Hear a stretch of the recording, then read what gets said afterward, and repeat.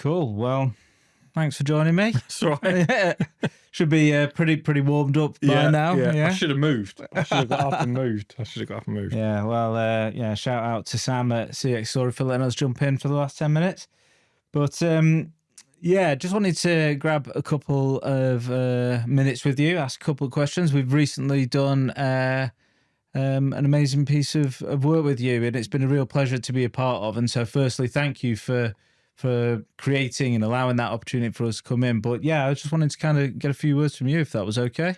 Yeah, I mean, as you said, that we'd not long moved into the new office, and we sort of had this perfectly blank wall that we knew we had to bring to life in some way or another. And after a trip to Japan where we saw something that sparked an idea, message to Sam.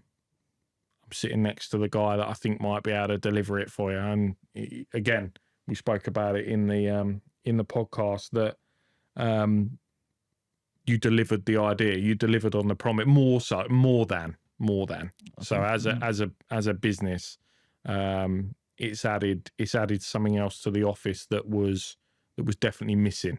Yeah, great. And we're really pleased with it. And so just on that, just to kind of take a little bit more of a step back, like so what was the kind of the context behind that? Well, how did the kind of the idea of the mural come to be in terms of, the journey that you'd been on with Moss, and what kind of led to that big white wall being covered in our artwork? I think we need a reminder. Everyone that works for the brand needs a reminder that we are only sort of gatekeeping this period of time for the brand, right? What we're doing now with the brand is unbelievable. The product that we're releasing, the way that we're showing up on the high street, we look amazing, I think.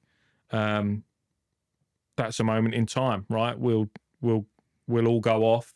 The brand will continue to develop. Hopefully we won't go off for a very, very long time, but we'll continue to develop. But I think having something on the wall that shows the 175-year history is just a constant reminder to us, all of us that work there. We've done plenty to get us to this point. There's still lots of blank space that we've got to fill in. I think it's what should really push us on. That was sort of how we got to it. And what we didn't want was this very linear timeline of just stuff that had happened. We wanted that brought to life again as an almost constant reminder to some of the innovation that had gone before us, and leave us a bit of space to add our own stamp to it as the brand continues to develop. Yeah, thanks for that. And so what were you hoping to achieve by having this artwork created? You kind of talked about this sense of you kind of gatekeeping it, but in terms of like the physical presence of it, what was the kind of the real impact that you were kind of looking for with that? Yeah, we wanted our history to be brought to life in a way that was honest. There was a lot, if you go back through the archives of Moss Bros, illustration was a really important part of it. There's lots of catalogues. There was a book. There was some illustrations by Heath Robinson with some of the books that are in the archives. So I knew that I wanted it to be illustrated.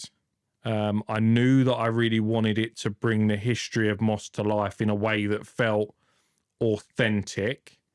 And I didn't want it to be something that couldn't grow and be added to, which is why I think the way that you and Eddie designed it and left us that space, and because it wasn't linear, it gave us space to move into, and that was really important. Yeah, and we certainly don't need any excuse to come back into the space to see you guys as well. Finish it. Absolutely, we love it. So how has it been received? Both by people within the organisation, but potentially others from outside the organisation as well. I mean, it's still relatively new, but you can't walk by it without stopping. and you'll sit in that space and you'll see people come out of the kitchen or come out of the buying studio, and even if you've seen it a few times before, you notice something else about it that you didn't see the first time round. Mm. And again, that adds to the element of all the bits that you included in it and the bits of history that we very deliberately chose to pull out. And in terms of external visitors, obviously, like I said, we've coming up to a year of moving into that office. There's lots of people that come and see the space. Again, I think it's something that really stands out and adds some personality from the brand to the space without it just being beautiful campaign imagery or product. It's another really honest, beautiful piece of art in the space. Wow. Thank you for those kind words. I think you kind of touched on something there that it's very important to us in terms of the work that we produce anyways, that kind of like that sense of human touch. And I think that was one of the kind of the moments where the chemistry kind of worked for us, is that kind of respect for the craft, the artisanal element of it. I think do you find that people are kind of surprised to learn that it's kind of like all hand drawn? Like, why for you was it so important to have it hand drawn? We could have done a vinyl print. Yeah, we could have. Yeah, and we looked at light boxes, we looked at vinyls. It's a real risk, right? It's a real risk hand drawing it on the space, but our history is permanent, right? That can't be changed, right? So I think it was really important that it felt as best you can permanent.